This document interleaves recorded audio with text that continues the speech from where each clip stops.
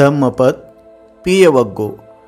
तन्नाय जायते शोको तन्नाय जायते भयं तन्नाय विपमुत्तस नत्ति शोको कुतो भयं।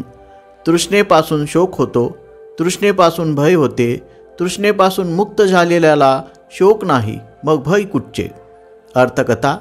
एका ब्राह्मणाने आपले शेत नांगरले आणि त्याने त्याची रोज भेट होत असलेल्या बुद्धाला सांगितले की तो येणाऱ्या पिकात बुद्धाला वाटेकरी करून घेणार आहे।